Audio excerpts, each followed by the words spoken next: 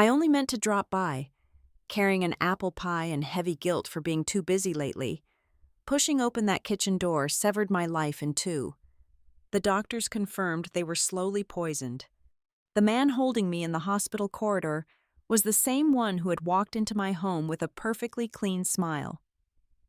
1 week later, I discovered my love, family, and trust had all been priced like prime real estate.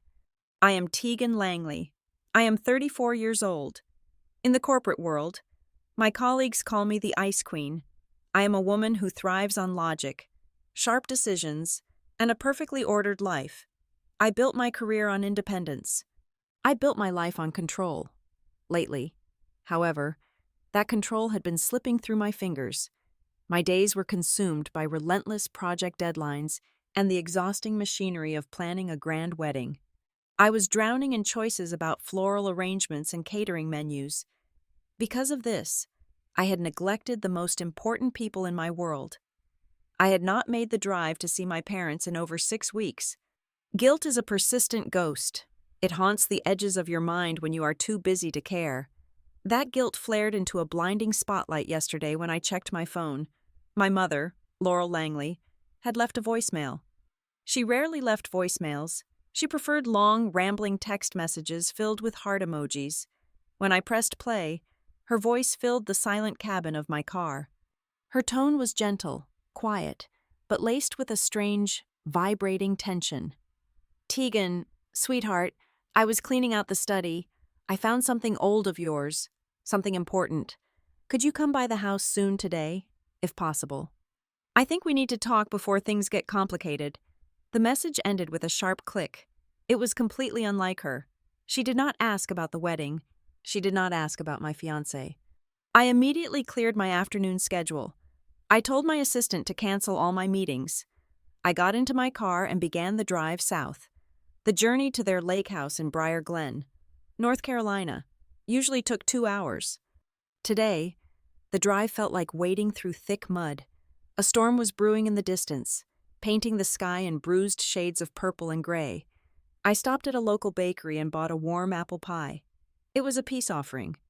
It was a flimsy shield against my own guilt. I pictured my arrival. I would walk into the kitchen. The smell of cinnamon would fill the air, and my father would make a terrible joke about my busy schedule. I imagined a quiet, reassuring afternoon.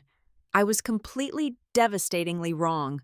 My tires crunched loudly against the white gravel of their long driveway. The property was nestled deep in the woods, bordering a serene lake. Usually, the place felt alive with the sounds of nature and the hum of my father's woodworking tools. Today, the silence was absolute. It was suffocating. It was the kind of heavy quiet that makes your ears ring. My father's vintage blue truck was parked in its usual spot under the oak tree. The garden hose was left uncoiled on the lawn. I grabbed the bakery box and my leather purse. I walked up the wooden steps of the front porch. The boards creaked beneath my heels. "Mom. Dad. It is Tegan. I brought pie," I called out. My voice echoed against the wooden siding and died in the still air. I reached for the brass handle of the heavy oak door. It was not locked. The door gave way with a soft, ominous click. I pushed it open. The air inside the house felt remarkably cold. It felt dead. The television in the living room was off. At 4 o'clock in the afternoon, my parents always had the local news playing. Always. I set the pie box down on the entryway console. The sweet smell of baked apples suddenly made me nauseous. My heart began to pound a frantic rhythm against my ribs. Something was terribly wrong. Every instinct in my body screamed at me to turn around and run. "Dad, are you in the back?" I yelled. I walked down the hallway. My heels clicked like gunshots against the hardwood floor. I rounded the corner into the large, open-concept kitchen. The world simply shattered. It broke into sharp, jagged pieces that would never fit back together. Laurel and Dean Langley were lying on the cold ceramic tiles. They were entirely motionless. "Mom!" I screamed. The sound tore from my throat. Raw and animalistic. I dropped my purse. The heavy leather bag hit the floor. spilling my keys and lipstick across the tiles. I fell to my knees. The impact sent a sharp pain shooting up my legs. But I did not care. I scrambled over to my mother. Her skin was ghastly pale. A terrifying, faint blue hue colored her lips and the tips of her fingers. Her eyes were closed. "Dad, Dad, wake up, please. God, wake up," I sobbed, crawling over the floor to reach him. I grabbed his broad shoulders and shook him hard. His head lolled lifelessly to the side. He was completely unresponsive. A heavy glass tumbler lay shattered near his heavy boots. A dark puddle of water was slowly seeping into the white grout. Right beside the expanding puddle sat a weekly pill organizer and an open box of daily vitamins. The plastic lids for Thursday and Friday were flipped open and completely empty. Panic swallowed me whole. I fumbled wildly for my phone. My hands were shaking so violently I dropped the device twice before I could unlock the screen. I mashed my finger against the glass. Dialing 911. The call connected. "Emergency services. What is your location?" a calm voice asked. "Please, you have to help me. My parents are unconscious. They are on the floor. They are not breathing right. Please hurry," I shrieked, tears blurring my vision. I gave the dispatcher the address, screaming the street name over and over. I threw the phone on the floor. Putting it on speaker, I pressed 2 trembling fingers against my mother's neck. I searched desperately for a pulse. It was there. It was incredibly faint, fluttering like a dying moth against her skin. I sobbed in relief and terror. I crawled back to my father. I reached for his thick wrist to check his pulse. As I grabbed his hand, I froze. His fingers were locked in a rigid, desperate death grip. He was holding something. It was a crumpled white delivery receipt.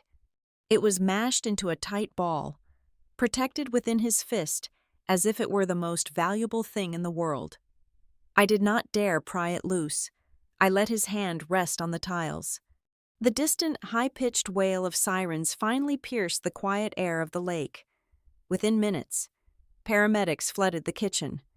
The quiet house exploded into a frenzy of shouted medical terms, crackling radios, and heavy boots stomping across the floors. They pushed me aside roughly but necessarily. I watched through a veil of tears as they hoisted my parents onto stiff backboards and then onto rolling stretchers. Clear plastic oxygen masks were strapped over their pale faces. I followed the chaotic procession out to the gravel driveway. Red and blue lights flashed wildly against the tall pine trees, casting nightmarish shadows across the yard. I stood by the porch, hyperventilating. I wrapped my arms tightly around my own waist, trying to hold my trembling body together. Then I saw him, Grant Voss, my fiancé. He stepped out of his sleek black sedan just as the heavy ambulance doors slammed shut. He was wearing his impeccable, tailored navy suit. His hair was perfectly styled, not a single strand out of place. He rushed toward me, his handsome face twisted into a mask of deep, agonizing concern. He closed the distance between us and pulled me into a tight, suffocating embrace. "Tegan, baby, I am here. I am right here. I am so sorry," he whispered into my hair. I buried my face in his chest. I cried until my lungs burned. He smelled of expensive cologne and crisp cotton, but as he held me, a singular, freezing thought pierced straight through my blinding panic. It stopped my tears instantly. I had not called him. I had not texted him. I had not told a single living soul what I had just walked into. How did he get to Briar Glen this fast? His corporate office was located in the heart of the city. It was a 2-hour drive on a good day, and the traffic at this hour was notoriously terrible. There was absolutely no logical way he could have arrived precisely as the ambulances were leaving unless he was already nearby. Unless he knew. The sirens wailed again, shattering my train of thought. The ambulances sped off down the dirt road, kicking up clouds of white dust. I pushed the dark, terrifying suspicion deep down into my stomach. I was in shock. I was traumatized. I was overthinking a coincidence. I had to follow the ambulance. I pulled away from his chest and ran to my car. The waiting room at Briar Glen Memorial Hospital was a sterile nightmare. It smelled strongly of industrial bleach and burnt coffee. I sat on a rigid plastic chair, staring blankly at the scuffed linoleum floor. The harsh fluorescent lights buzzed incessantly overhead, a maddening soundtrack to my misery. Every single minute stretched into an eternity. Grant sat right beside me. He held my cold hand in both of his warm ones. He brought me water in tiny paper cups. He rubbed my rigid shoulders.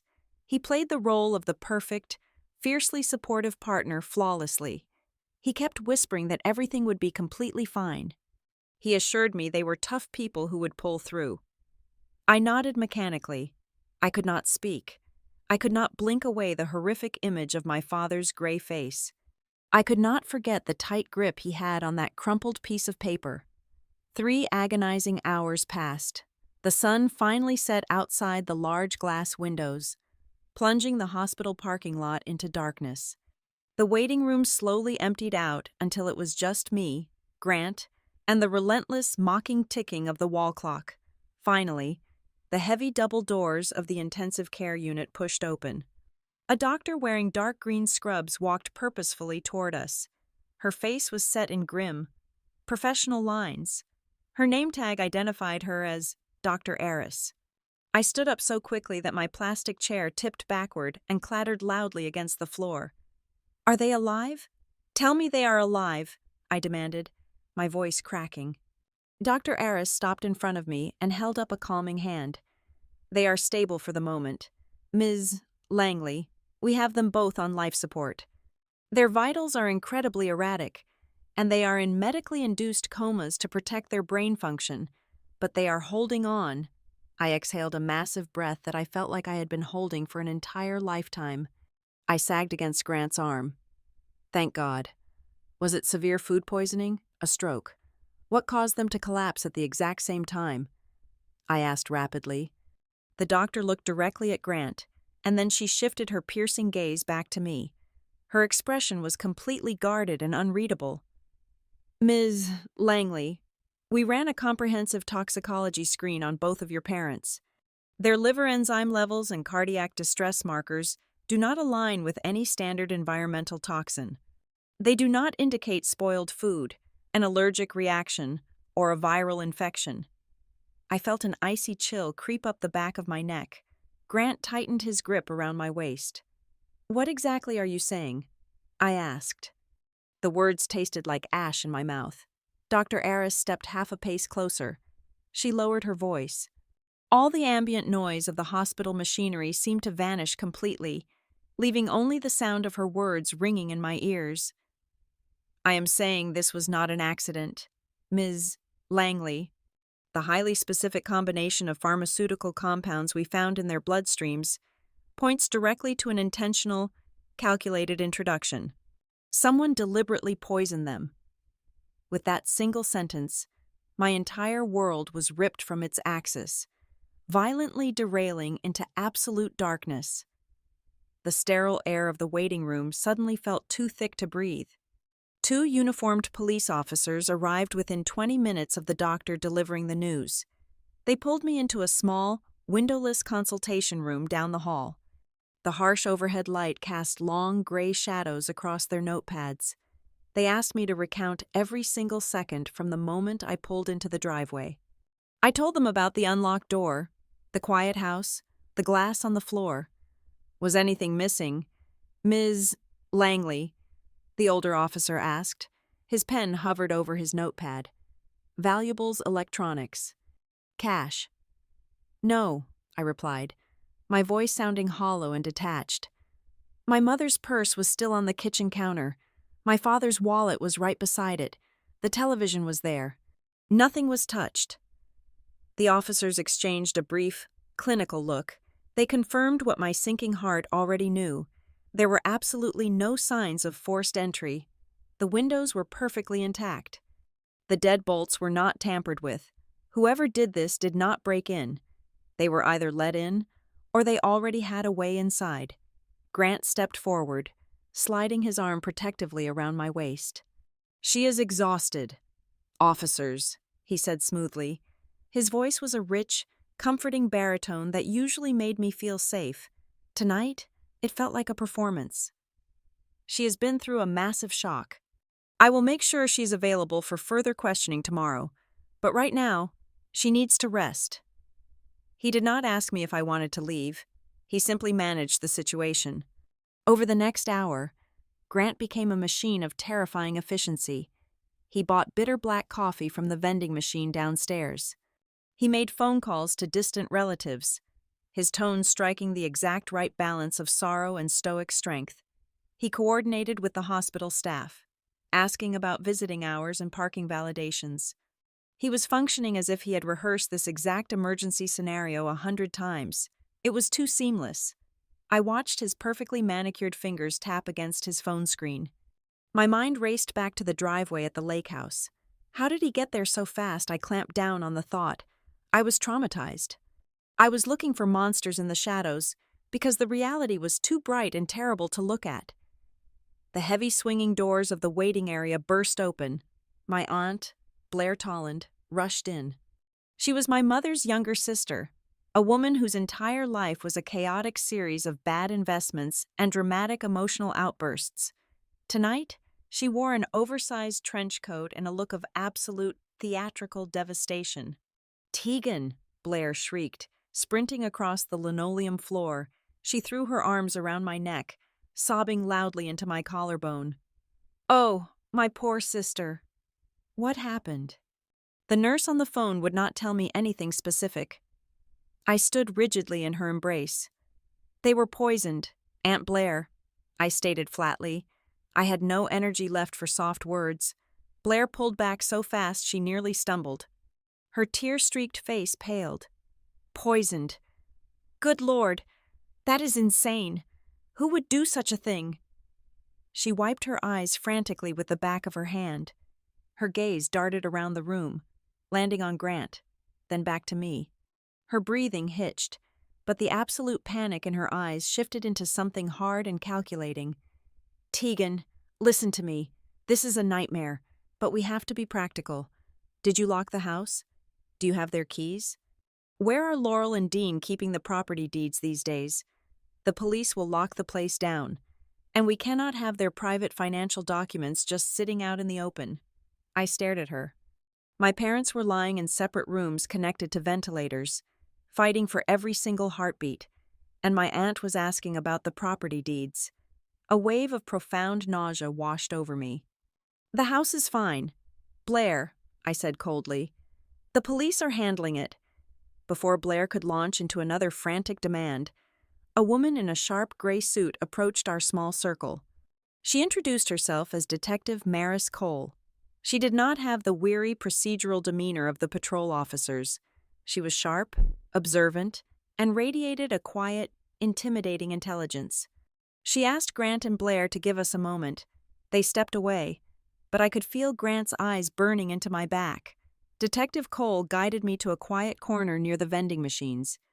"Ms. Langley," she began softly. "I spoke with Dr. Aris. I need you to understand the nature of what we are looking at." "The doctor said it was intentional," I whispered. "It is worse than that," Detective Cole replied. She leaned in closer, keeping her voice incredibly low. The lab rushed the preliminary toxicology report. "Your parents have a massive concentration of a heavy sedative and a highly specific cardiovascular compound in their systems. The cardiovascular drug was administered in completely incorrect doses. But here's the critical part. The clinical signs on their skin, the state of their organs, the residual traces in their blood, all indicate this was not a single, massive dose given today." I stopped breathing. "What do you mean?" "I mean they have been ingesting this poison slowly, over the course of several days," the detective stated firmly. "Someone has been microdosing them, building the toxicity in their bodies until it reached a critical, paralyzing threshold this afternoon." My mind spun violently. Several days. Whoever did this had to be close to them. They had to have consistent, unquestioned access to their food, their drinks, or their daily routine.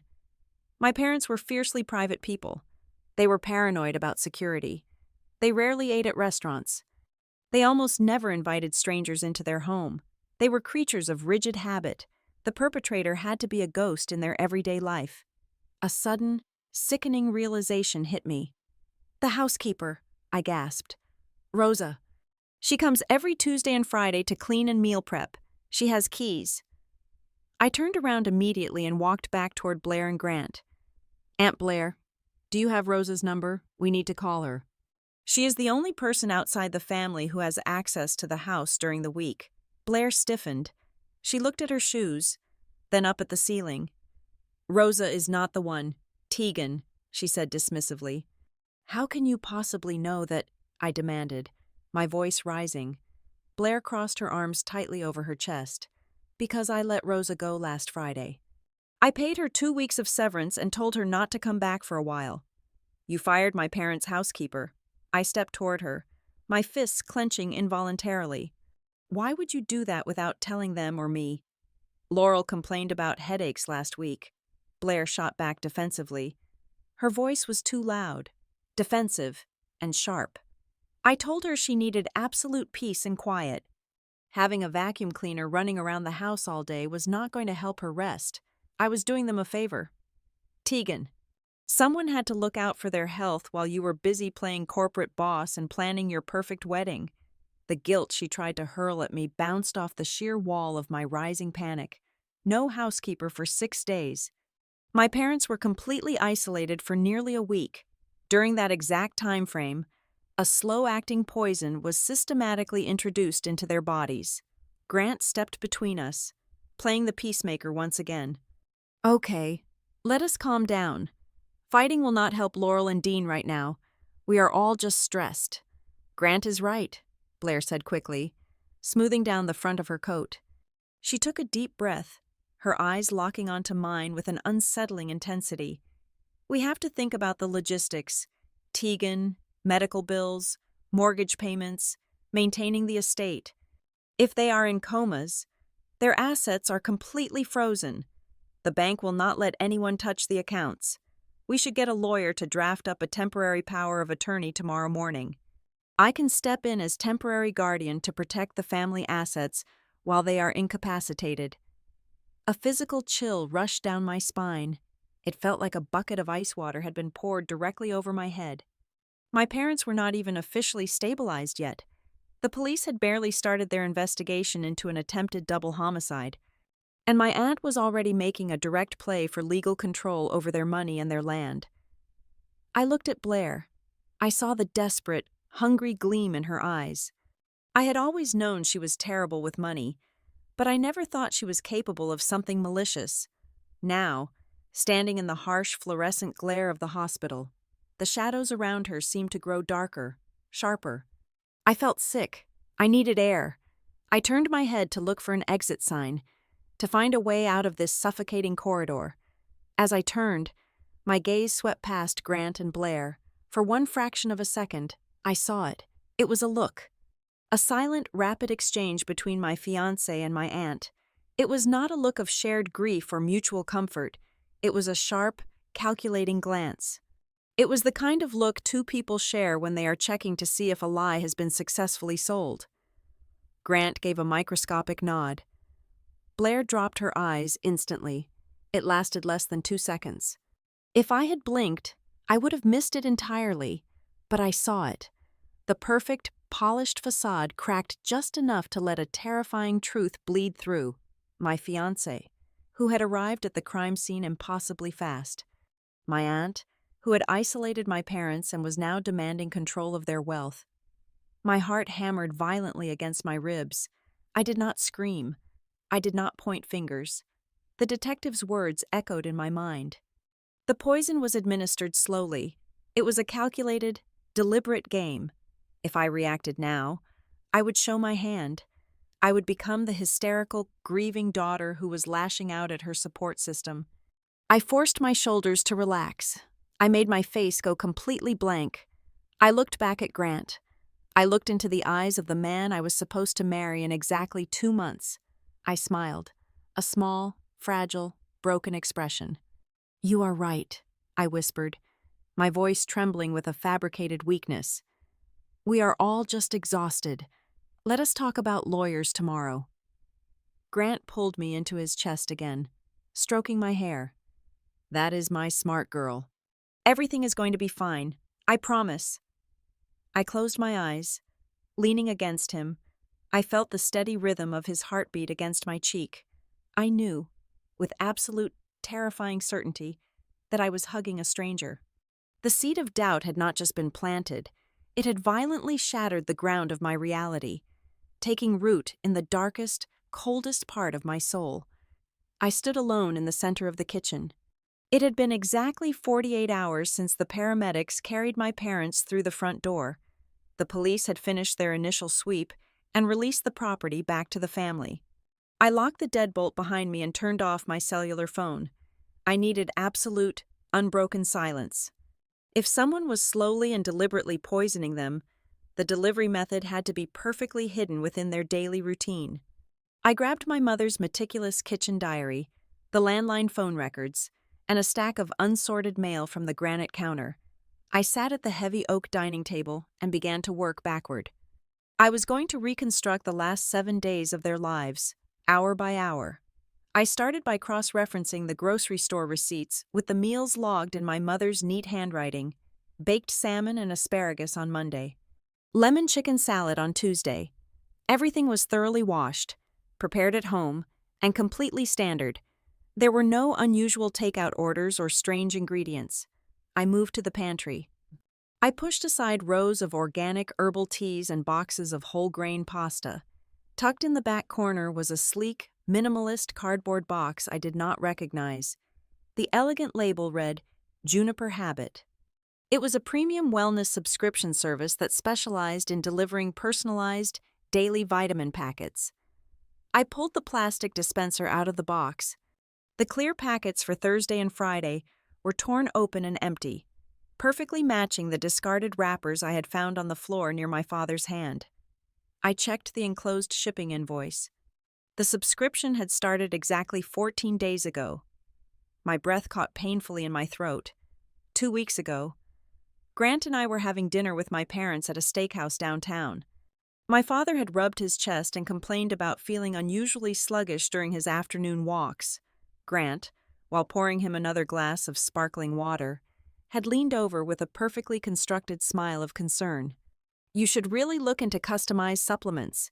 Dean, I read about a fantastic service tailored for cardiovascular health.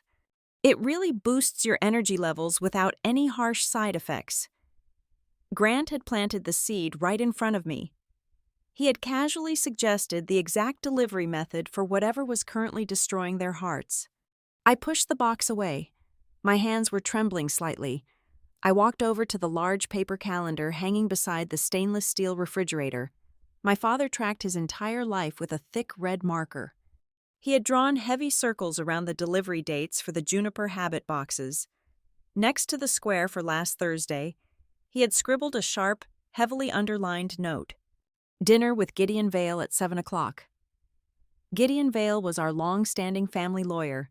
He had handled my parents' estate planning, tax filings, and minor legal disputes for over a decade.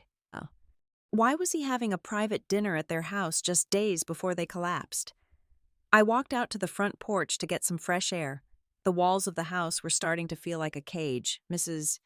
Higgins, the elderly neighbor who lived across the gravel road, was outside watering her large hydrangea bushes. She waved her hand and jogged surprisingly fast over to the wooden fence line.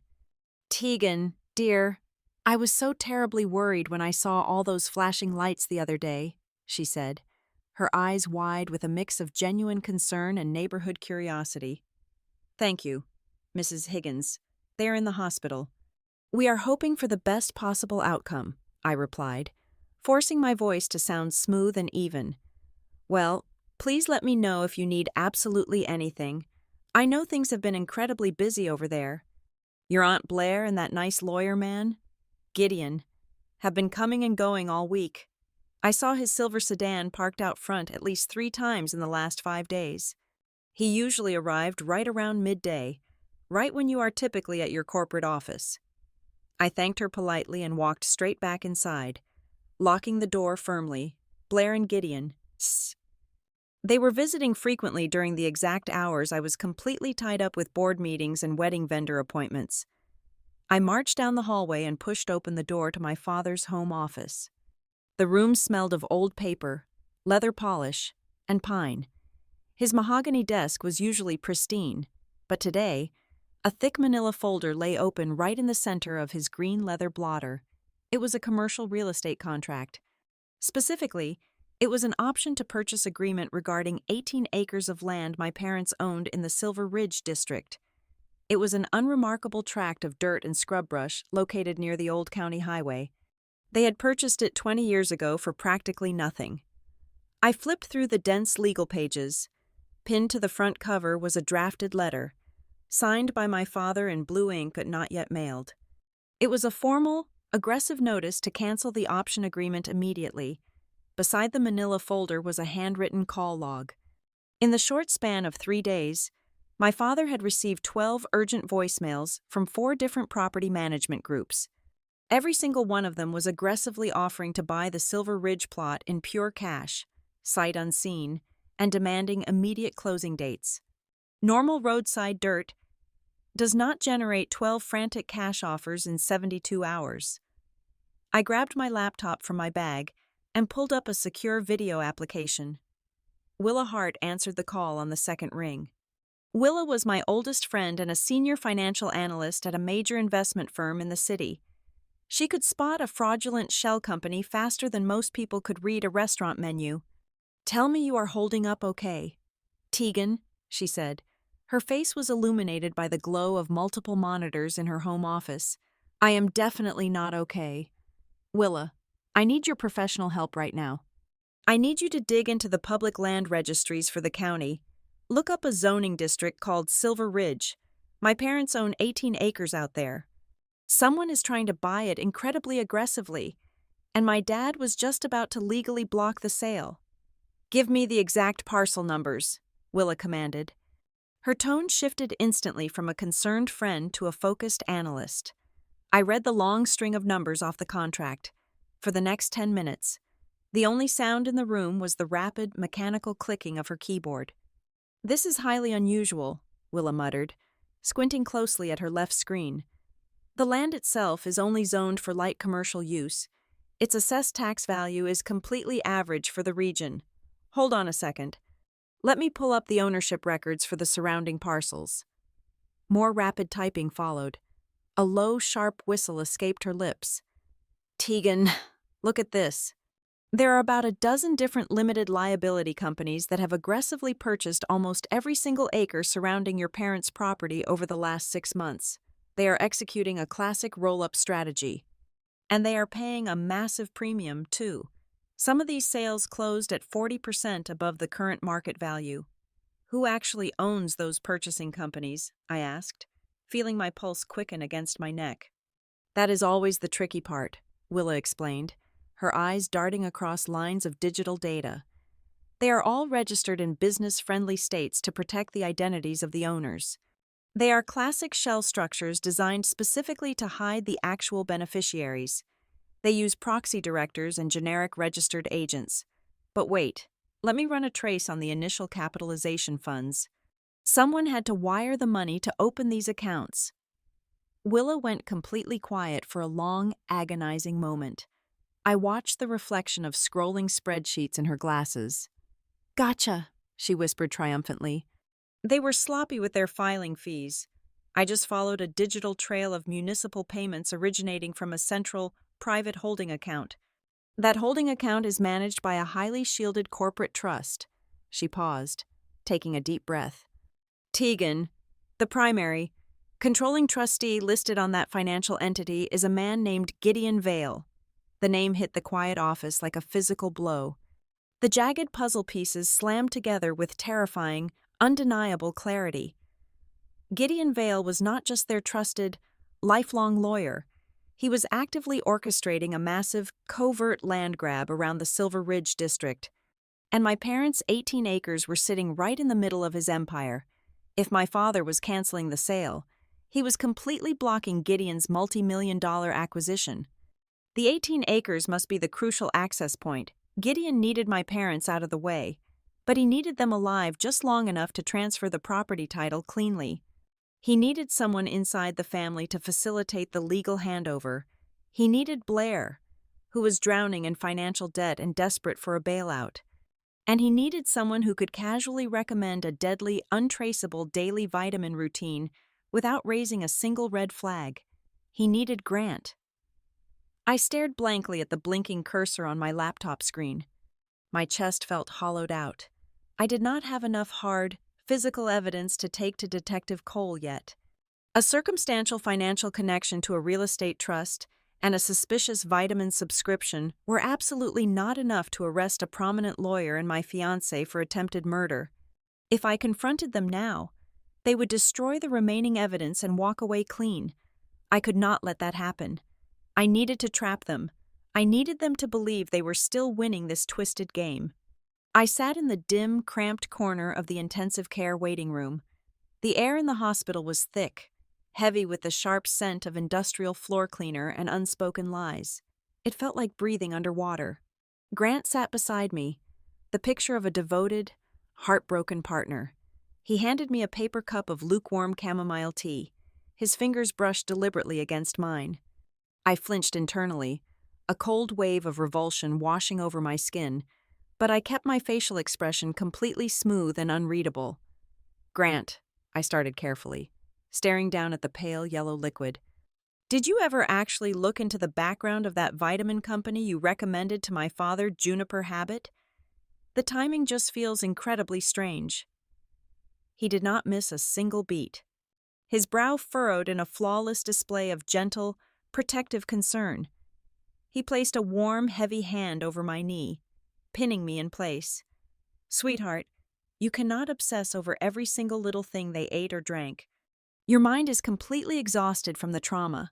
You are looking for a boogeyman because the reality of sudden illness is too terrifying. You need to sleep.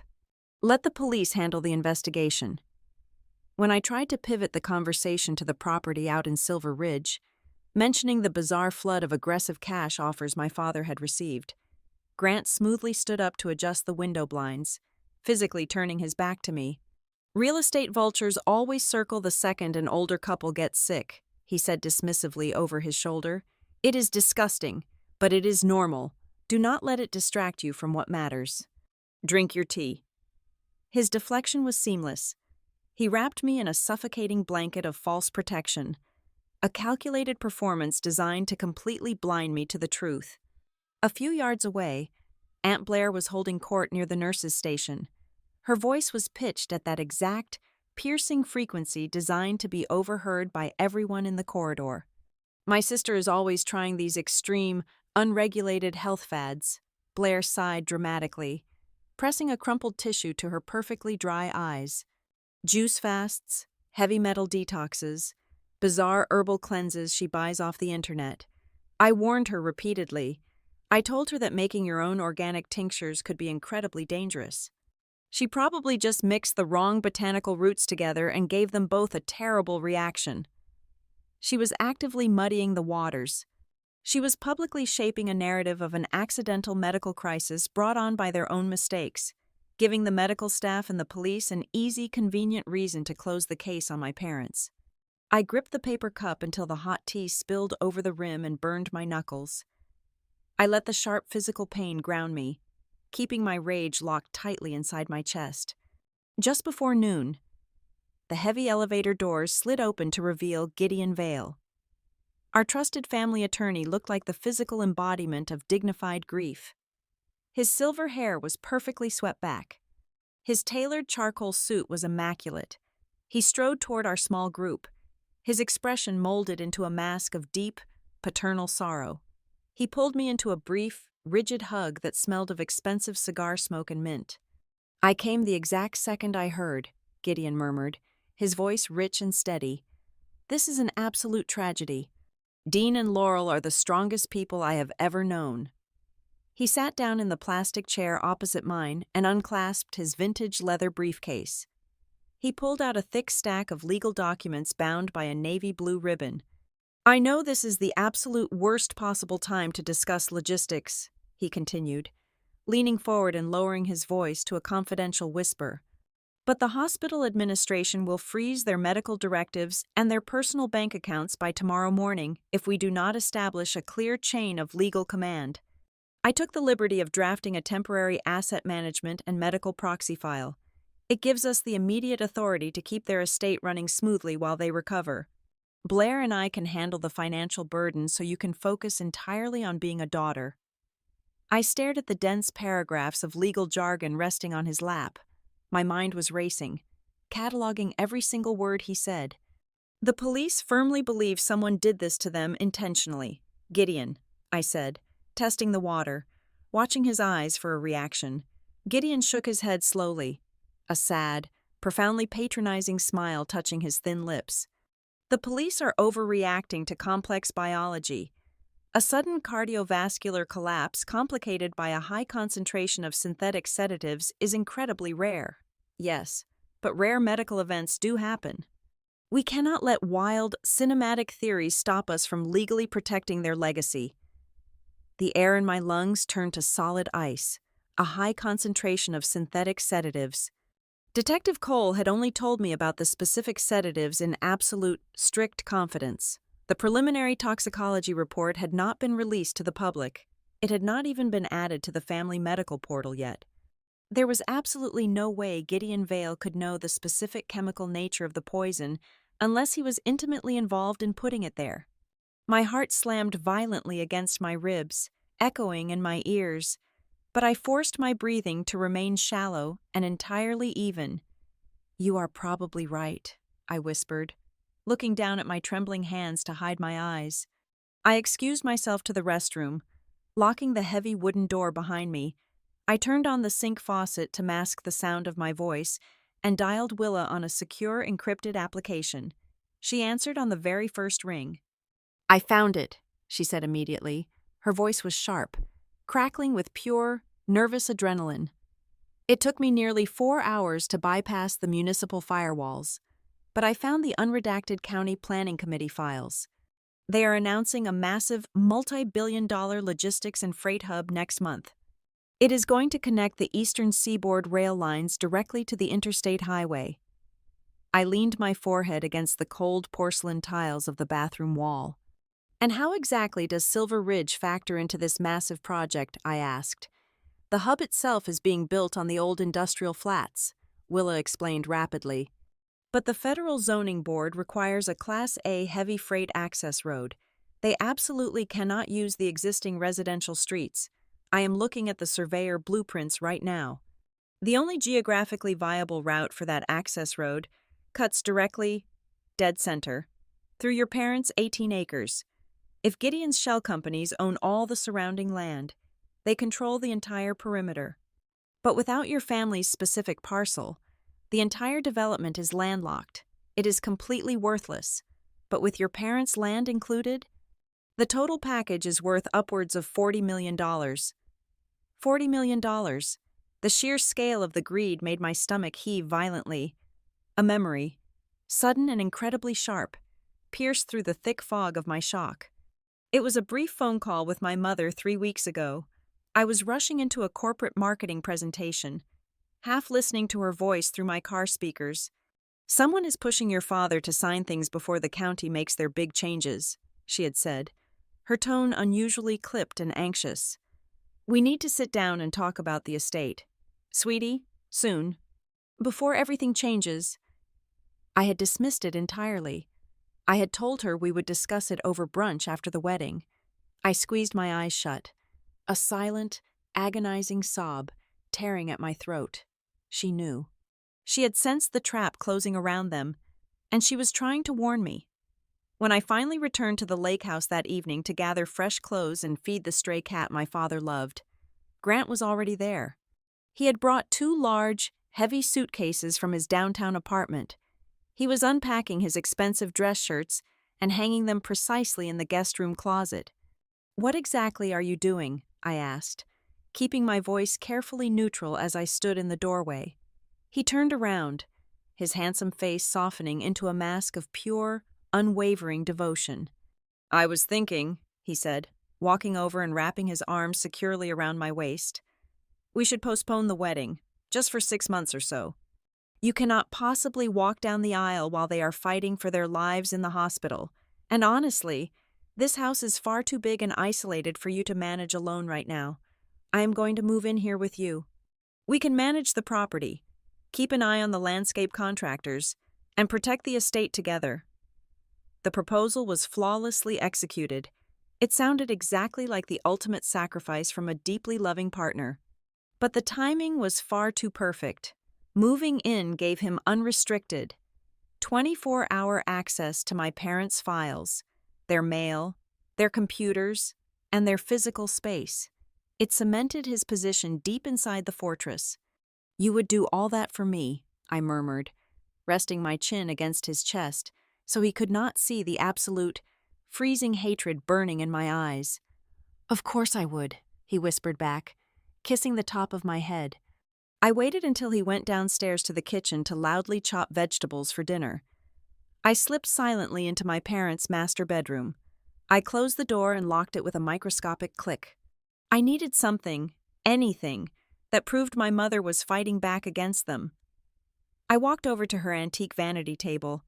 Sitting right on top was her heavy mahogany jewelry box. It was a beautifully carved, vintage piece she had owned since I was a little girl. I lifted the brass latch and opened the heavy wooden lid. The tiny music box mechanism was broken and did not play. I looked inside the velvet compartments and gasped softly. It was completely empty. Her inherited pearl necklaces, the diamond tennis bracelet, the heavy gold bangles my father bought for their anniversaries, they were all gone. My fingers traced the empty red velvet-lined compartments. The bottom panel felt slightly loose under my index finger. I pressed down hard on the corner, and the false bottom popped up with a soft snap. There was no hidden jewelry underneath. Instead, secured to the bare wood with a single strip of clear packing tape, was a small, heavy brass key. It was the distinct, undeniable key to a security safe I did not even know existed. I held the heavy brass key in the palm of my trembling hand. The cold metal bit sharply into my skin. My father was a creature of predictable, rigid security. He would never trust a modern digital keypad with his most valuable secrets. I walked slowly over to the heavy oak wardrobe in the corner of the master bedroom. I pushed aside my mother's long, protective winter coats. At the very back, built completely flush into the dark wooden paneling, was a small, square metal safe. The key slid into the mechanical lock perfectly. I turned it slowly. The heavy door yielded with a soft, muted click.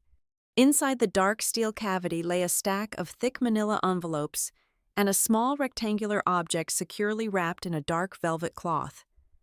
I pulled everything out and sat on the edge of their perfectly made bed. I had to remain completely silent. Every single time the floorboards creaked downstairs in the kitchen, I froze entirely, terrified that Grant would walk up the wooden stairs and find me holding the truth. The first envelope contained a freshly typed, heavily modified last will and testament. The signature lines at the absolute bottom of the pages were completely blank. My parents had not signed it yet. Tucked neatly behind the thick legal document was a brand new topographical map of their 18 acres out in Silver Ridge. Attached precisely to the top corner of the map was a yellow adhesive note. I recognized my mother's elegant, flowing cursive handwriting immediately. It read, "If Gideon pressures you again, call Tegan first." A second, considerably thinner envelope slipped from the pile onto the mattress. I tore the paper open. It contained a neat stack of printed, low-resolution photographs.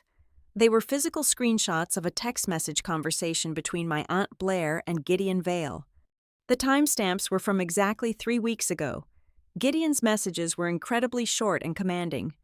Blair's replies were frantic, rambling blocks of text detailing her crushing credit card debt and a rapidly looming mortgage foreclosure. One specific message from Gideon made the blood in my veins run completely cold. He wrote, "We need them to sign the management transfer before the county announcement is made public. Keep them isolated. I will handle the rest." I stared blankly at the printed pages. My chest ached with a dull, throbbing pain that threatened to crack my ribs open. I desperately wanted to believe that my aunt was merely a desperate, pathetic pawn. I wanted to believe she was entirely blinded by her terrifying financial ruin and easily manipulated by a ruthless, experienced lawyer. I could easily accept that she was greedy and deeply selfish, but the horrifying idea that she actively conspired to end her own sister's life was a massive darkness my brain simply refused to process. I set the papers down and reached for the small, velvet-wrapped object. I unrolled the soft fabric. It was a heavy black plastic pocket voice recorder. My father had bought it a year ago when he began complaining about his memory slipping during complex contractor meetings. He had completely stopped trusting the selective memories of other people. He used it to document every single professional conversation he had. I retrieved my wireless headphones from my leather purse, my hands shaking uncontrollably now. I paired them to my phone, connected the recorder with an old adapter cable I found in his top desk drawer, and pressed play.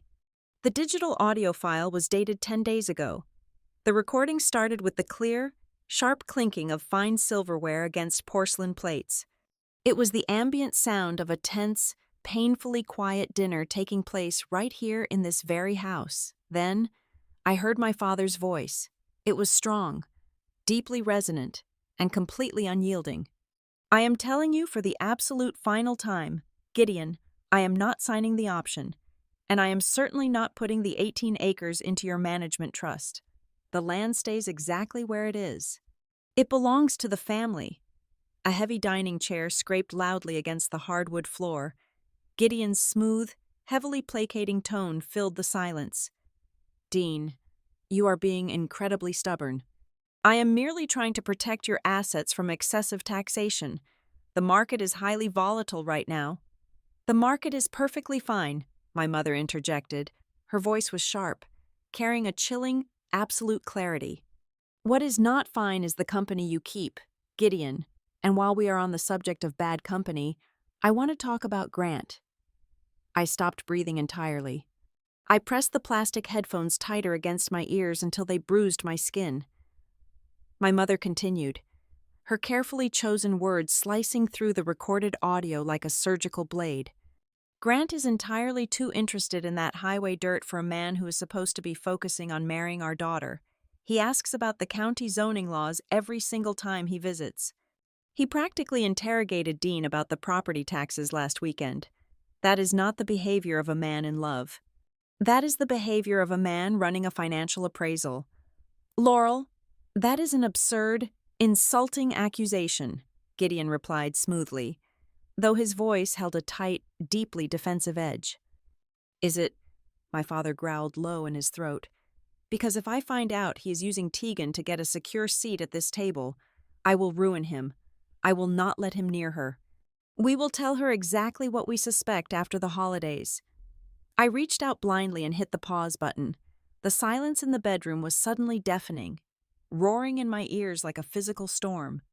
I collapsed heavily onto the carpet, pressing my hands hard against my mouth to muffle the agonizing sob that tore its way violently up my throat. They knew. They saw right through his perfect, polished exterior. They saw the cold, calculated greed in his eyes, but they chose to stay entirely silent just a little bit longer. They wanted to gather absolute, undeniable proof before they broke my heart. Their silence was not born of ignorance or foolishness. It was born of a desperate, fierce need to protect me from the devastation of betrayal, and that beautiful, protective silence had ultimately cost them their lives.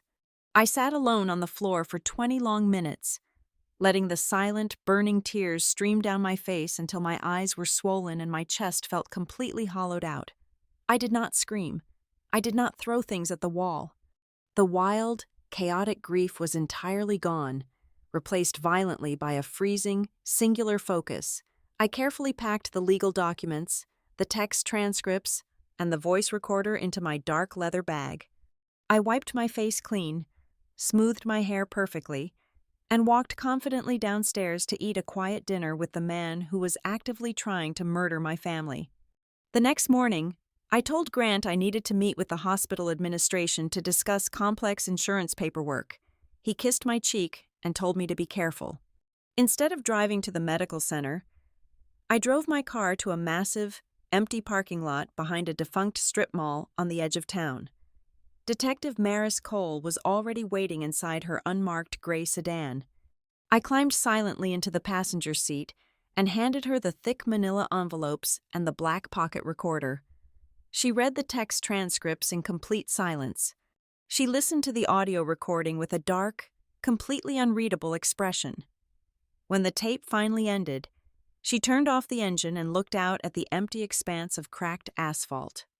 "The motive is absolutely crystal clear now," Detective Cole stated quietly, drumming her fingers against the steering wheel. "Gideon needs the land for the logistics hub. Your father blocked his path.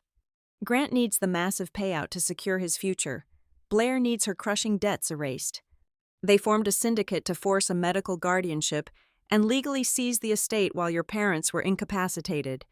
Then arrest them," I said, my voice completely devoid of any human emotion. "Arrest him right now." "I cannot do that yet, Tegan," she replied, shaking her head slowly. "Conspiracy to commit fraud is one thing. Attempted murder is entirely different. We have incredibly strong financial motives and highly suspicious conversations, but I do not have a direct physical link connecting any of them to the actual poison itself.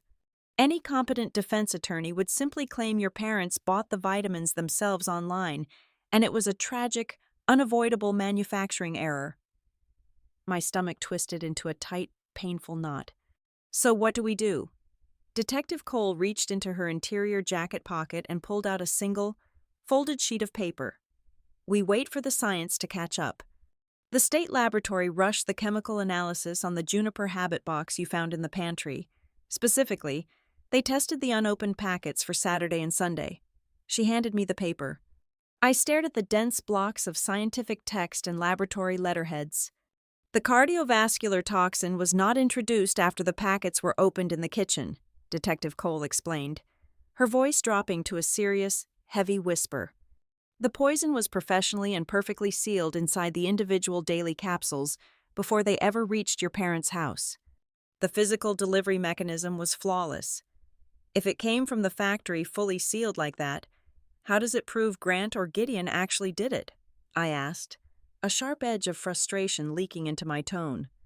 "Because Juniper Habit is an exclusive, highly customized service," she replied, a sharp, incredibly predatory smile touching the corners of her mouth. "They do not sell generic, prepackaged boxes off a shelf. Every single order is custom mixed based on a specific digital profile. I subpoenaed the company's internal data records last night. I wanted to see exactly who set up the original health profile for Dean and Laurel Langley." I held my breath, waiting for the final, damning piece of the puzzle to drop into place. "The account was not created by your father or your mother," Detective Cole said, her eyes locking onto mine with an intense, burning clarity. "The initial billing information was processed using a prepaid, completely untraceable debit card, but the digital footprint they left behind was incredibly sloppy. The creator of the account used a laptop computer to fill out the online medical forms. We tracked the Internet Protocol address attached to that specific registration session." She leaned slightly closer, the air between us thick with the weight of the undeniable truth. "That account, the exact order that brought the poison directly into their home, was activated 14 days ago from a computer securely connected to the private guest wireless network inside Gideon Vale's law office. Exactly 7 days had passed since I walked into my childhood kitchen and found my life violently ripped apart. 1 full week of sitting beside sterile hospital beds, listening to the rhythmic, mechanical breathing of ventilators. 1 week of watching the fragile rise and fall of my parents' chests. And 1 week of sleeping in the exact same house as the man who put them there. I was sitting in a windowless observation room at the downtown police precinct. The walls were painted a sickening shade of institutional green. The air was heavily air-conditioned, but I felt completely suffocated. Detective Maris Cole sat across from me at the scarred metal table. She slid a sleek silver laptop toward my hands. She had spent the last 48 hours executing a massive, complex search warrant on the packaging facility and the shipping logistics center for Juniper Habit. "Watch the top left corner of the screen," Maris instructed, her voice dropping to a low, incredibly tight whisper. The video on the screen was grainy, black and white security footage showing the rear loading dock of a massive warehouse. The digital timestamp glowing in the corner read 9 o'clock in the evening. The facility was entirely closed. A sleek black sedan pulled silently into the empty loading bay. My stomach plummeted instantly. I knew that car. I knew the exact sound the engine made when it idled. The driver's side door opened, and Grant stepped out into the harsh, unforgiving glare of the security floodlights. He was wearing his expensive charcoal overcoat, the one I had bought for him last Christmas. He walked casually over to a stacked pallet of outgoing delivery boxes. He did not look around nervously. He did not rush. He acted with the terrifying, absolute confidence of a man who belonged exactly where he was. I watched, completely paralyzed, as my fiancé pulled a small blade from his pocket. He sliced the security tape on a very specific box with surgical precision. He reached inside, removed a row of clear plastic vitamin packets, and swapped them with an identical row he pulled from his deep coat pocket. He then resealed the cardboard box flawlessly, using a heavy roll of packing tape he had brought with him. He did not just recommend the service. He had physically driven to the warehouse, bypassed the security gates, and placed the poison directly into the chain of delivery with his own bare hands. Maris reached out and closed the laptop. The sharp click of the screen shutting echoed like a gunshot in the quiet room. She did not offer me empty platitudes. She reached into her dark jacket pocket and pulled out my father's heavy black pocket recorder. "Your father was a meticulous man, Tegan," Maris said softly, placing the device on the table. "But he did not fully understand how digital storage actually works. He thought hitting the delete button erased a file forever." My cyber forensics team spent the entire weekend pulling the ghost data from the internal hard drive. We recovered a highly fragmented audio file from exactly 3 weeks ago. It was recorded outside the county planning office, in the underground parking garage. Your father must have dropped the recorder into his truck console while it was still actively recording, and the microphone picked up a conversation happening right outside his open window. Maris pressed the play button. The audio was incredibly scratchy, filled with the heavy, hollow echo of concrete walls and the distant, muffled hum of city traffic. Then, Gideon Vale's voice cut sharply through the static. "Dean is becoming a massive, unmanageable problem," the lawyer hissed, his tone dripping with venom. "He is absolutely refusing to sign the trust transfer. We need to accelerate the timeline before the municipal board makes the highway project public knowledge."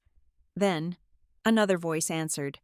It was a voice that had whispered, "He loved me just hours ago." It was the voice that had calmed me down when I was hyperventilating in the driveway. "Just keep Tegan completely distracted," Grant replied. His tone was chillingly calm, completely devoid of any stress, guilt, or hesitation. "I have the wedding planner throwing endless catering menus and floral arrangements at her. She's entirely overwhelmed with the details. Just give me the formulated packets. You do your job and soften up Laurel and Dean until their cognitive functions drop enough to get the legal papers signed." Gideon scoffed loudly through the recording. "And what exactly happens when your future wife realizes her parents are rapidly deteriorating from a mysterious illness? She will completely fall apart. She will drag doctors and specialists into this." The silence on the tape stretched for 3 agonizing seconds. It was the heaviest, darkest silence I had ever experienced in my entire life. When Grant finally spoke again, his words did not just break my heart. They systematically pulverized every single piece of my identity, grinding my soul into fine dust. "Tegan does not need her whole family to survive," Grant stated with absolute terrifying conviction. "She only needs me." The audio file clicked off, leaving behind a ringing, dead silence. I stared at the black plastic recorder. I could not breathe. The oxygen in the room had turned into solid glass, tearing at my throat. I remembered the heavy, suffocating embrace Grant gave me in the hospital corridor. I remembered him wiping the tears from my cheeks with his perfectly manicured thumbs. I remembered him bringing me lukewarm coffee, telling me I was strong, and promising that he would protect me.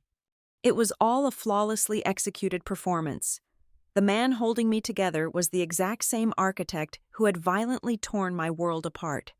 He had pushed my parents to the absolute brink of death, solely to create a tragedy where he could play the indispensable savior. My relationship, my upcoming wedding, my entire perception of love had been a calculated real estate transaction from the very beginning. I was not a partner to him. I was simply the cleanest, most efficient access point to a $40 million land deal. A normal person would have screamed. A normal person would have thrown the metal chair against the wall, driven straight back to the lake house, and confronted him with a blinding, hysterical rage. But I did not scream. I felt the wild, chaotic grief inside me instantly vaporize, replaced by something incredibly cold, dark, and utterly ruthless. The corporate ice queen they whispered about at my office finally woke up, freezing over the shattered remains of my heart. I looked up at Maris. My hands were no longer shaking. My vision was perfectly, terrifyingly clear. "Are we going to arrest them today?" I asked, my voice sounding like it belonged to a completely different woman. Maris leaned forward, resting her elbows on the table. "I want to. God knows I want to.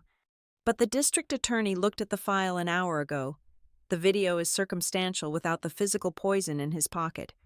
The audio is strong, but a high-priced defense lawyer will claim they were talking about sedating them for medical transport or something equally absurd. We have the pieces, Tegan, but we do not have the final lock. If we arrest them right now, they will post bail in 2 hours, destroy the remaining financial documents, and tie this up in court for 10 years. Then we do not arrest them today," I said smoothly, leaning back in my chair. "We let them think they are still winning. We let them think I am completely broken and dependent." Maris raised an eyebrow, a flicker of deep respect crossing her sharp features. "What are you suggesting?" "They are waiting for my parents to die or be declared permanently incompetent," I explained, mapping out the strategy in my head with cold precision. "They need the original topographical map and the unexecuted property transfer files to finalize their fraudulent trust. They do not know I already found those documents inside the hidden safe. They do not know I have the keys to their entire kingdom." I reached into my bag and pulled out the thick manila envelope I had taken from my mother's wardrobe. I placed it gently next to the laptop. "I need you to give me 48 hours. Maris," I said, locking my eyes with hers. "I am going to dangle the final, missing pieces of their puzzle right in front of their faces. They are incredibly arrogant. They think I am just a grieving, distracted bride. I will pull them out of the shadows. I will make them reach for the documents, and when they do, I want you to snap the trap shut so hard they cannot talk their way out of it." Maris stared at the manila envelope for a long time. The harsh precinct lights cast deep shadows across her face. Slowly, a dangerous, calculating smile spread across her lips. "You have to be absolutely perfect, Tegan," she warned softly. "If Grant senses even a fraction of a % of suspicion in your eyes, he will vanish, and Gideon will bury the evidence so deep we will never find it. You have to go back to that house and sleep next to a monster." "I know," I replied. Standing up and smoothing the wrinkles out of my skirt, I grabbed my purse and slung it over my shoulder. But he forgot one crucial detail when he calculated his plan. He was absolutely right that I do not need my family to survive. I turned toward the heavy metal door, feeling the absolute weight of my impending revenge settle into my bones. I just need them to watch me destroy him. I returned to the house that evening with my grief perfectly folded and tucked away into a dark, inaccessible corner of my mind. The board was set. I was no longer the frantic daughter screaming for an ambulance. I was the architect of their destruction. And it was time to move my first pawn. Grant was in the kitchen, casually stirring a pot of pasta sauce. He wore a soft gray sweater, looking every bit the domestic, supportive partner. I walked in, dropped my keys onto the counter with a heavy sigh, and rubbed my temples. "I just got off the phone with the county clerk," I lied smoothly, letting my voice waver with fabricated exhaustion. I am trying to sort out this massive mess with the estate, but nothing makes sense. The clerk mentioned a secondary file. I think my father might have already transferred the Silver Ridge property into a private family trust months ago. The only thing missing to finalize the legal lock on the land is a second notarized topographical map. Grant stopped stirring. His back was to me, but I saw the subtle stiffening of his shoulders. The wooden spoon hovered motionless over the stove for 2 long seconds. "A private trust?" Grant asked, turning around slowly. He wiped his hands on a kitchen towel, his face carefully molded into a mask of gentle confusion. "Are you sure? Sweetheart Gideon never mentioned anything about a completed trust." "Gideon might not know," I continued, leaning heavily against the granite island. "My dad was incredibly paranoid lately. He kept talking about hiding things. Before they collapsed, he hinted that he put the final, notarized map in his old study out in the lake cabin. There is a false wooden panel behind the bookshelves. He built it himself 20 years ago. Only the family knows it is there." Grant walked over and wrapped his arms around me. I let my head rest against his shoulder, fighting every violent instinct to push him away. "Tegan, baby, you are running yourself completely ragged," he murmured, kissing my forehead. "You cannot go digging through a dusty cabin in the middle of the night. You have been through entirely too much trauma. Let Gideon handle the property searches. That is exactly what we pay him for. I do not want you getting more hurt by obsessing over these legal details." "Maybe you are right," I whispered, closing my eyes. He swallowed the bait whole. He believed he was managing me, soothing the hysterical bride, while his mind was undoubtedly racing to secure that map before the county finalized anything. The next morning at the hospital, I found my Aunt Blair pacing the intensive care waiting room. She clutched a crumpled paper coffee cup, looking completely frayed around the edges. I sat down next to her, deliberately letting my shoulders slump. "I cannot do this anymore. Blair," I said, staring blankly at the floor. "The hospital bills, the lawyers, the constant stress of the estate. It is completely destroying me.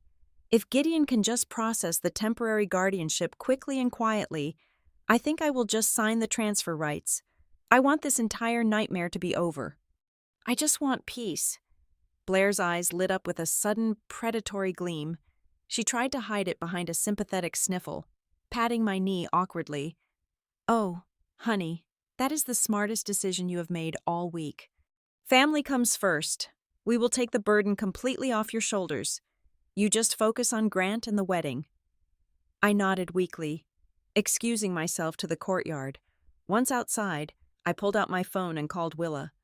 "Talk to me," I demanded, pacing the concrete path.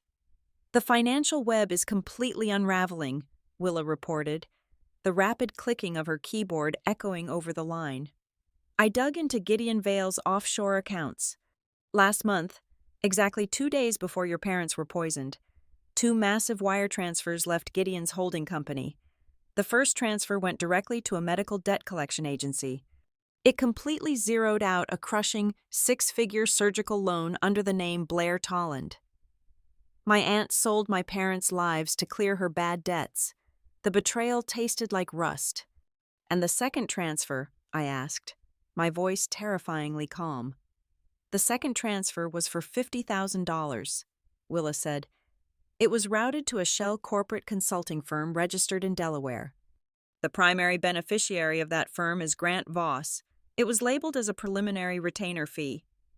A down payment for murder. Grant had priced my family at $50,000 up front, with the promise of the $40 million land payout once we were married and the estate was securely in his control. Send all the routing numbers to Maris," I instructed, hanging up the phone. That afternoon, while Grant was conveniently running errands downtown, Detective Maris Cole drove an unmarked van down the dirt road leading to our family's old lake cabin. The cabin sat roughly 3 miles away from the main house, isolated and surrounded by dense pine trees. I unlocked the front door, and her technical team moved in silently. Within 2 hours, They had installed microscopic cameras in the ceiling beams and wired high-frequency microphones behind the decorative wall sconces. Behind my father's bookshelf, exactly where I told Grant the false panel was located, Maris placed a thick, official-looking legal folder. Inside was a flawlessly forged topographical map and a dummy trust document bearing a fake notary stamp. It was the ultimate prize. It was entirely irresistible. "The trap is set," Maris said, testing the audio feed on her tablet. "If they come for the map, we will catch them on tape actively attempting to steal secure estate documents to facilitate their fraud. Combined with the financial wires and the poison delivery, the district attorney will have enough to put them away for a very long time." I drove back to the hospital, feeling the adrenaline hum through my veins. But the moment I stepped off the elevator onto the intensive care floor, the entire plan nearly collapsed. Nurses were sprinting down the hallway.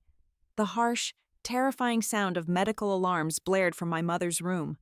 I ran, my heels skidding on the linoleum, and crashed into the doorframe. A team of doctors was surrounding her bed. Her heart monitor was flashing a frantic, erratic red warning.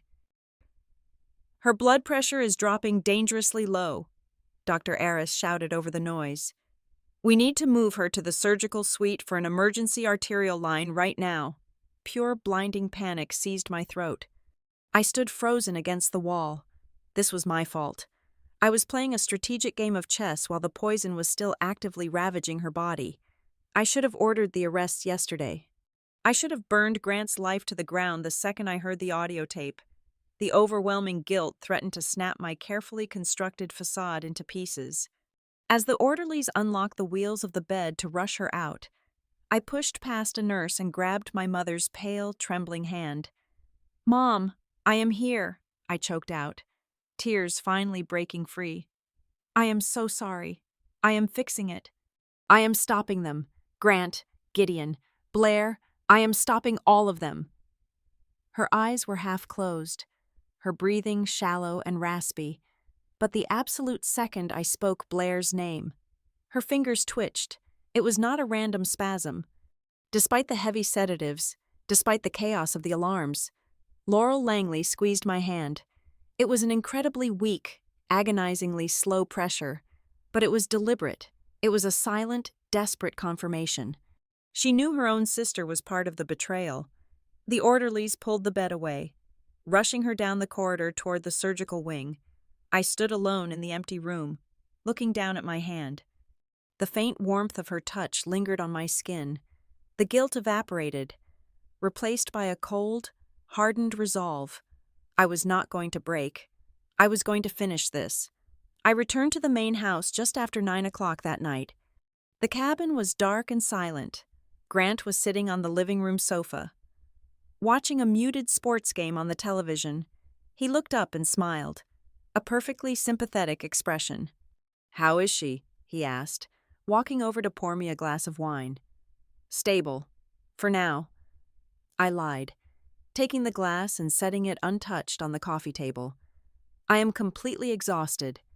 I think I'm just going to take a sleeping pill and pass out until morning." "You do that," Grant said smoothly, kissing my cheek. "I will stay up and keep an eye on the hospital portal. Get some rest, Tegan. You are entirely safe here." I walked upstairs, went into the guest bedroom, and locked the door silently. I did not take a sleeping pill.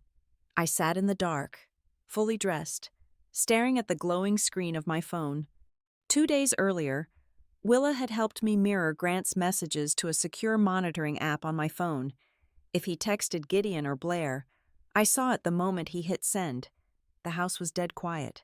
The clock on the wall ticked loudly. 10 o'clock passed, then 11, at exactly 12:45 a.m. My phone screen illuminated the dark room with a harsh, white glow. It was an outgoing text message from Grant to a group chat containing 2 unsaved numbers.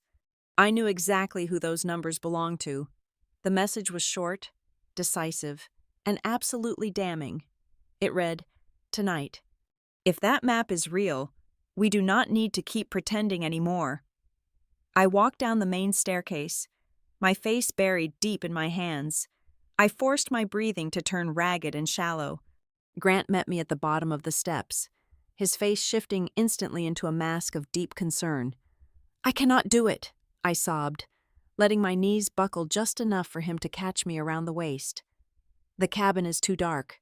The woods are too quiet. I cannot go out there and dig through my father's old things entirely alone. Not tonight."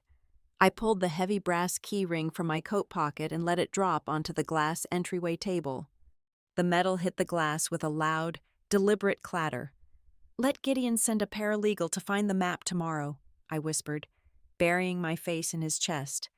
Grant stroked my hair, his eyes already locked on the keys reflecting in the dim light. "I will handle absolutely everything, sweetheart," he murmured against my forehead. "You just go upstairs and try to sleep. I will keep the house secure." I waited exactly 30 minutes after I heard the front door click shut. I slipped into a dark winter coat, climbed silently out the first-floor laundry room window, and ran through the freezing woods. The branches whipped against my face, but I did not stop until I reached the dirt service road. Myris was waiting in a black surveillance van parked behind a thick grove of massive pine trees. The interior of the van glowed with a dozen blue monitor screens, displaying live feeds from the hidden cameras inside the cabin.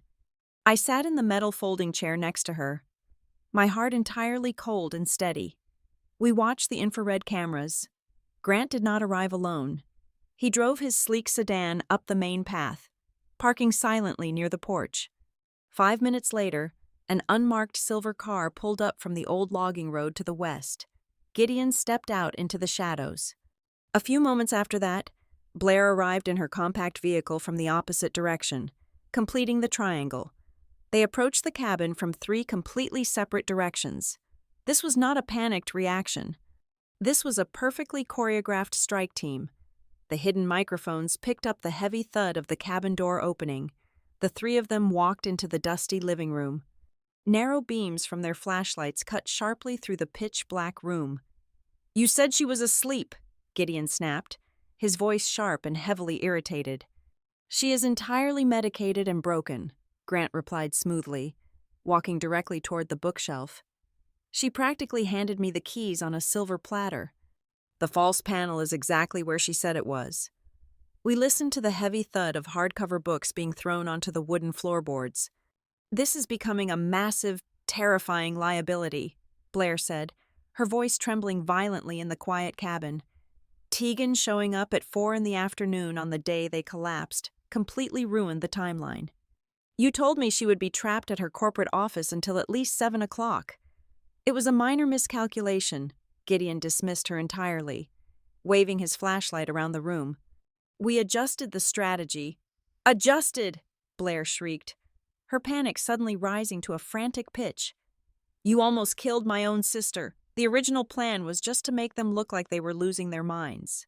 A mild sedative, a few dizzy spells, just enough to get a county judge to sign a medical incompetency order. We were never supposed to put them on life support." Maris squeezed my shoulder tightly. The absolute truth spilled out of the speakers, filling the small van. It was originally designed to be a slow, quiet coup.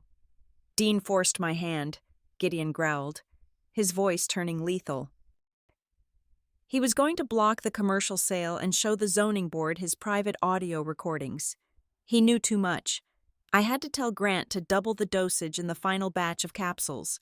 If we did not push them over the absolute edge that afternoon, we would have lost $40 million. $40 million, Blair gasped. The sound of her dropping her flashlight echoed loudly. "You told me the entire estate was barely worth $5 million.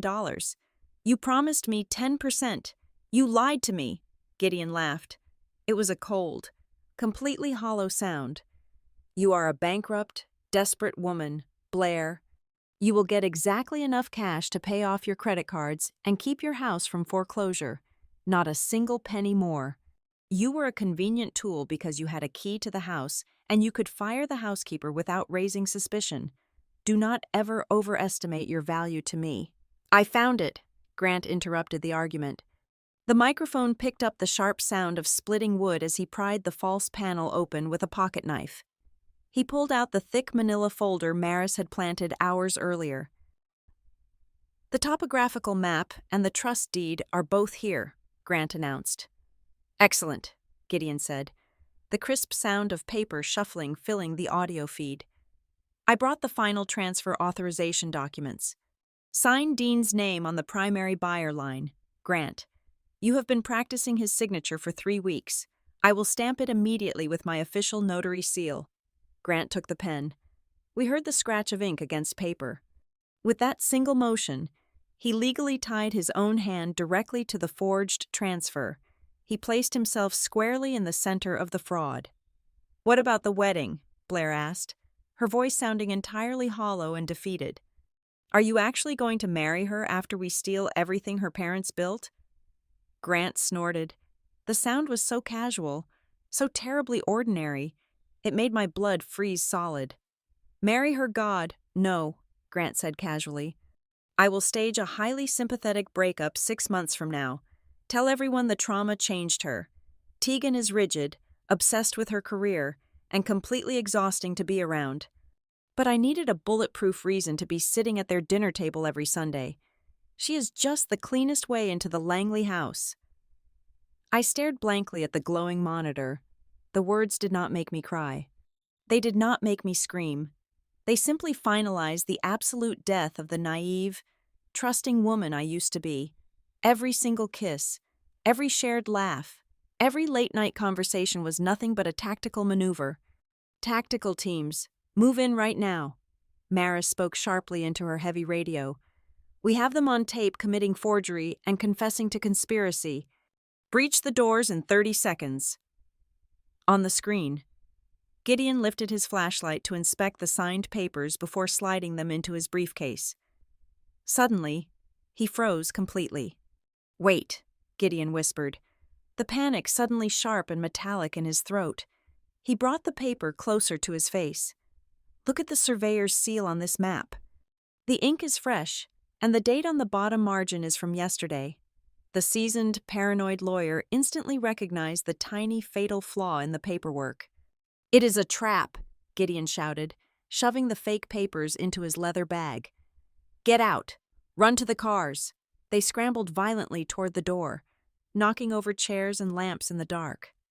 "Breach. Breach the doors now!"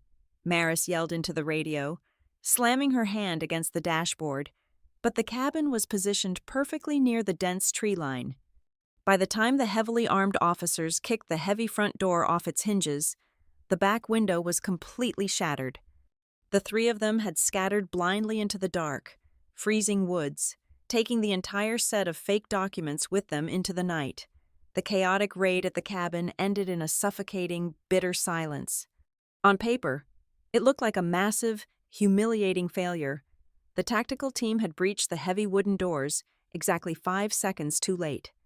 The 3 architects of my nightmare had vanished into the freezing, pitch-black woods, carrying the forged documents with them. Maris was furious, pacing the command van and shouting into her radio. But as I sat in the metal folding chair, watching the static on the monitors, a strange, profound calm washed over me. They thought they had escaped. They thought they had outsmarted the trap. I wanted them to believe exactly that. A cornered animal is dangerous and unpredictable. A predator who believes he has safely secured his prey is arrogant, careless, and completely blind to the knife at his throat. The sun rose the following morning, casting a pale gray light over the hospital parking lot. I sat in the hard plastic chair beside my mother's bed, staring blankly at the rhythmic rise and fall of her chest on the ventilator. At exactly 8 o'clock, the heavy door pushed open. Grant walked in. He looked completely exhausted. Dark, bruised shadows circled his eyes, and a faint scratch marred the perfect line of his jawbone. He would undoubtedly claim he nicked himself shaving, but I knew that scratch came from a sharp pine branch during his frantic sprint through the dark forest. He knelt beside my chair. His handsome face twisted into an expression of profound, agonizing worry. He reached out and took my cold hand in his warm ones. "I came as soon as I woke up," Grant murmured softly, his thumb tracing slow, soothing circles over my knuckles. How are you holding up, sweetheart? You look incredibly tired. The sheer audacity of his performance was breathtaking. He was a sociopath draped in cashmere. Every instinct screaming inside my head begged me to pull my hand away, to slap him across the face, to scream the truth until the hospital walls cracked. Instead, I leaned completely into the lie. I let my shoulders slump forward, forcing a fragile, broken sigh past my lips. I even intertwined my fingers with his, holding his hand a few seconds longer than normal. I looked deep into his lying eyes, projecting absolute, helpless dependency. "I am just so scared, Grant," I whispered, my voice trembling perfectly on cue. "I do not know what I would do if I lost them. I do not know what I would do without you." A microscopic flicker of triumph sparked in his dark eyes. He believed it entirely. He thought I was completely shattered, completely blind, and entirely his. "You will never have to find out," he promised smoothly, kissing the back of my hand. "I am going to take care of everything." I nodded weakly, letting him play the savior while I silently planned how to finish this. 2 hours later, while Grant was pacing the hallway pretending to handle my wedding vendor cancellations, my encrypted phone vibrated silently in my pocket. It was Willa. I walked into an empty utility closet and locked the heavy door. "They think they are so incredibly smart," Willa sneered over the line, the rapid clattering of her keyboard sounding like machine gun fire. "But Gideon is fundamentally a dinosaur living in a digital age. The dummy documents they stole from the cabin were embedded with tracking metadata. But that is not even the best part. When Gideon stamped the forged signature with his notary seal last night, he also brought a printed schedule of assets to attach to the file. He printed that schedule himself." "And you tracked the printer?" I asked, my pulse quickening. "Every modern commercial printer leaves a microscopic, invisible yellow dot matrix on the paper it processes," Willa explained with fierce satisfaction. "It encodes the exact serial number of the machine and the timestamp of the print job. We cross-referenced the high-resolution photos Maris took of the documents before planting them. The secondary pages Gideon brought to the cabin were printed from the highly secure, restricted access machine located directly inside his private corner office. It definitively ties him to the forgery. He brought his own rope to the hanging." Before I could even process the weight of that victory, a second call beeped through my line. The caller identification displayed a restricted, unknown number. I switched over. "Tegan," a frantic, heavily muffled voice gasped. "Do not hang up, please." It was Aunt Blair.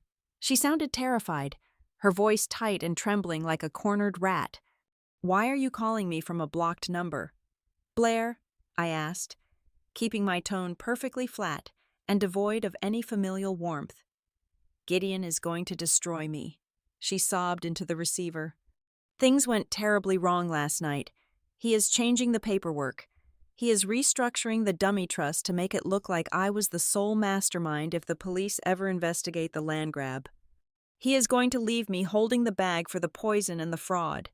The rats were finally cannibalizing each other. "What exactly do you want from me?" I demanded. "I want immunity," Blair pleaded, her breath hitching wildly. "I will give you everything. I will testify against them. But you have to know what happens next. Gideon is not waiting for your parents to die anymore. He booked an emergency civil hearing for tomorrow morning at 9 o'clock. He is petitioning the county judge for immediate, total guardianship of the estate. He is going to argue that you are emotionally unstable and completely unfit to manage their medical care. Once the judge signs the order, he controls the land, and Grant controls you. They are going to finalize the sale before the public zoning announcement hits the news. Tomorrow morning." The timeline was violently accelerating. "Do not call this number again," I commanded, and terminated the connection. I stepped out of the closet and walked directly back to the intensive care unit. I needed absolute focus. I pushed the door open just as the heart monitor began to beep with a slightly faster, erratic rhythm. Dr. Aris was standing over the bed, adjusting the intravenous drip. "She is fighting the sedation," the doctor murmured, looking incredibly surprised. "Her brain activity is spiking rapidly. She might briefly regain consciousness, but it will be entirely disorienting. I rushed to the side of the bed, gripping the cold metal rail. My mother's eyelids fluttered frantically. Her skin was still terrifyingly pale, but her eyes slowly opened, glassy and unfocused. She stared at the acoustic ceiling tiles for a long second before her gaze slowly drifted down to my face. "Mom!" I choked out, a genuine tear slipping down my cheek. "I am here." Her lips parted. She tried to draw a deep breath, but the ventilator tube blocked her throat. She could not speak clearly, but she forced her jaw to move, producing a faint, raspy whisper that barely carried over the hum of the medical machinery. "Recorder," she breathed out, her eyes locking onto mine with a sudden, fierce intensity. "Truck." Her eyes rolled back, and the machine took over her breathing once again. She slipped back into the heavy, induced darkness. "Recorder. Truck." I already found the black pocket recorder in the bedroom safe. Why would she use her only moment of consciousness to mention the truck? Unless there was something else. Dean Langley never trusted anyone, and he always kept a backup plan. I bolted from the hospital. I drove entirely past the speed limit, my tires screaming as I pulled into the gravel driveway of the lake house. My father's vintage blue truck was still parked under the massive oak tree. Gathering a fine layer of dust, I yanked the heavy metal door open and climbed into the driver's seat. It smelled intensely of cedar wood and old leather. I tore through the center console, the sun visors, and under the heavy floor mats. Nothing. I popped open the rusted glove compartment. It was crammed full of old insurance cards, oil change receipts, and faded paper maps. I pulled everything out, throwing the papers onto the passenger seat. My fingers grazed the very back wall of the plastic compartment. There was a tiny rectangular slot cut perfectly into the plastic molding. It was almost entirely invisible unless you knew exactly where to feel. I wedged my fingernail into the slot and pulled. A tiny black memory card slid out into my palm. I ran back into the house, locked the front door, and shoved the card into the side port of my laptop. A single, high-definition video file appeared on the screen. It was dated 5 weeks ago. The video was recorded from a dashboard camera mounted inside my father's truck, pointed directly out the windshield. The truck was parked on the grassy shoulder of the old county highway, directly overlooking the 18 acres of Silver Ridge. 2 men were standing by the wooden fence line, entirely unaware they were being recorded. Grant and Gideon. The audio was crystal clear, capturing the wind and their damning words. "The access road has to cut right through this exact spot," Gideon said, pointing a manicured finger at my family's land. "The logistics hub planners confirmed it yesterday. The surrounding parcels are secured, but we need this centerpiece to trigger the $40 million buyout." "Dean is not going to sell to a corporate buyer," Grant replied, leaning casually against the wooden fence post. "He is too emotionally attached to the dirt. He is stubborn." Gideon turned to look directly at my fiancé. "Then we manage the old couple. We slowly introduce the compound. We degrade their cognitive functions until they cannot legally refuse a guardianship transfer. Can you handle the daughter?" Grant smiled. It was the exact same perfect, charming smile he had used to propose to me.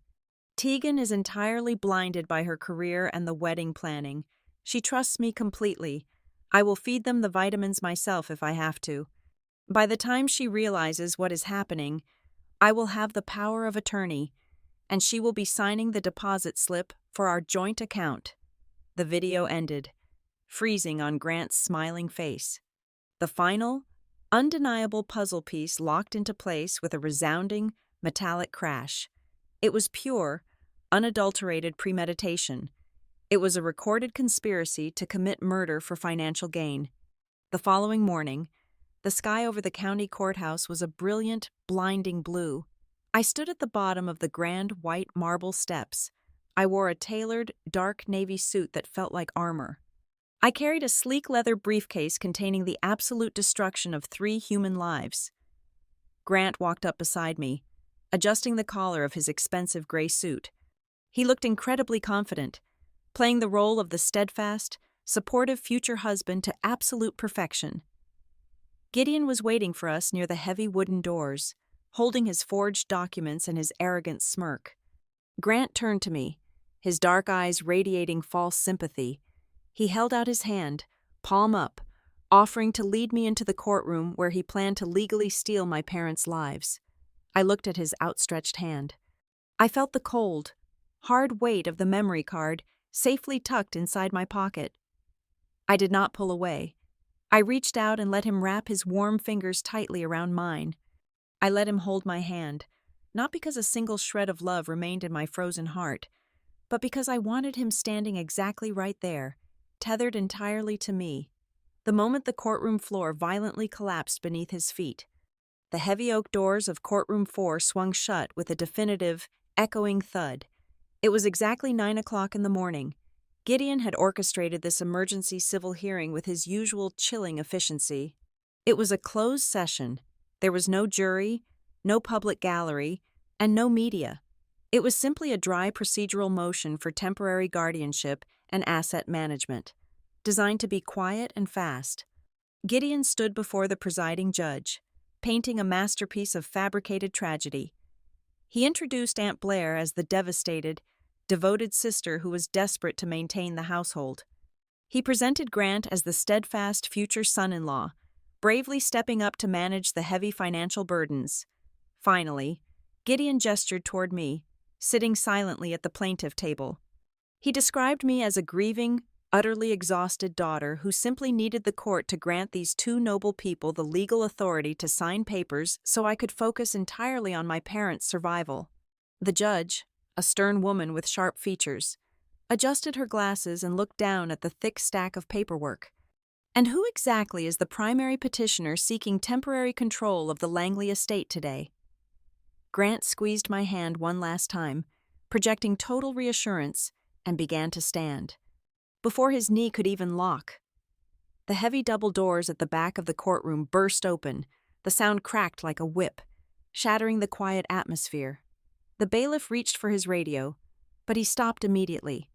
Detective Maris Cole marched straight down the center aisle.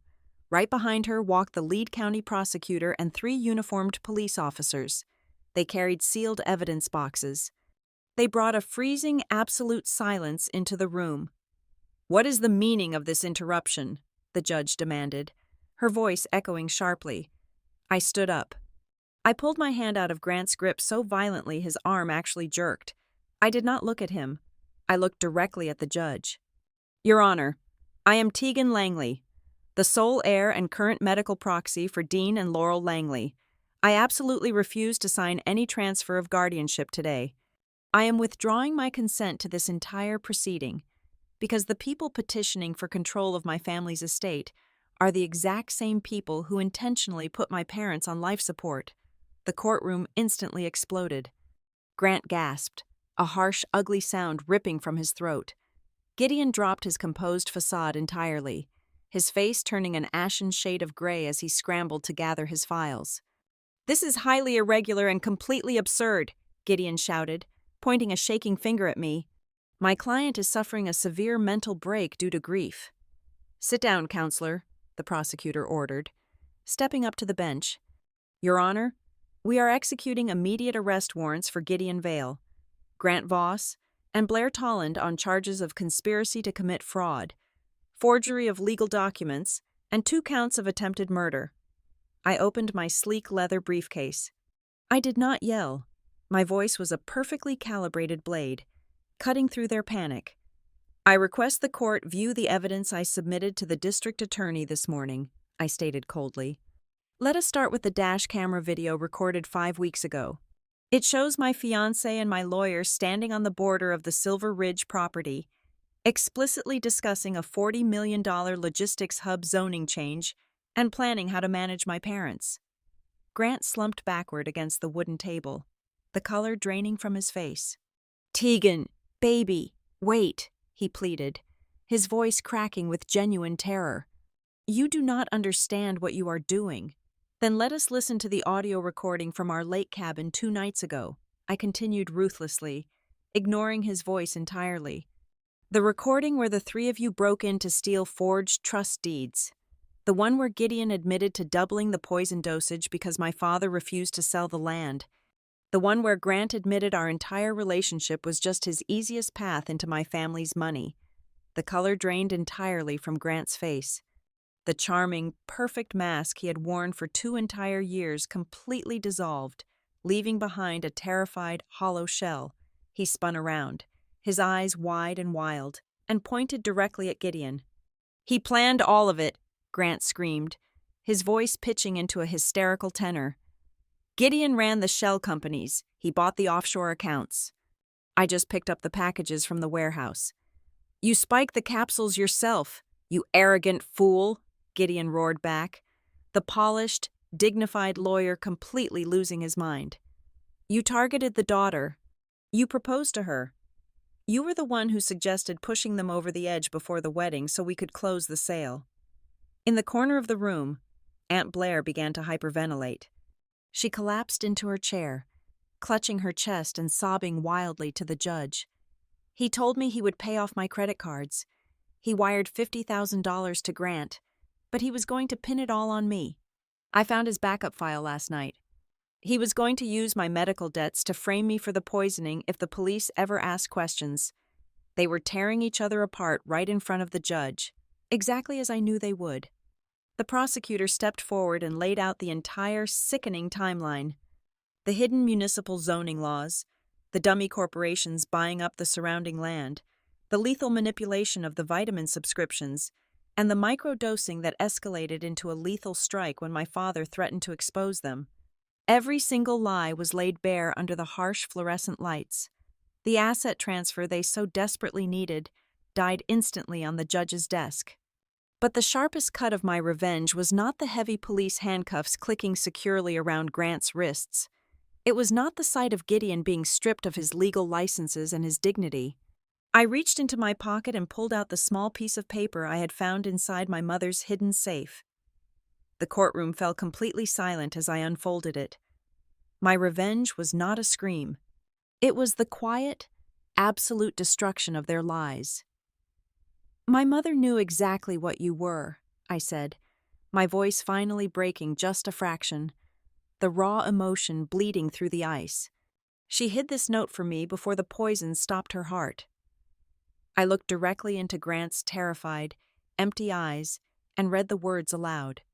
"Do not trust anyone who touches your love, but counts your assets before he counts the heartbeats of your family." Grant dropped his gaze to the floor. He had absolutely nothing left to say. The uniformed officers hauled them out of the courtroom. The heavy wooden doors slammed shut behind them, sealing their fate. The charges were immediately elevated to first-degree attempted murder.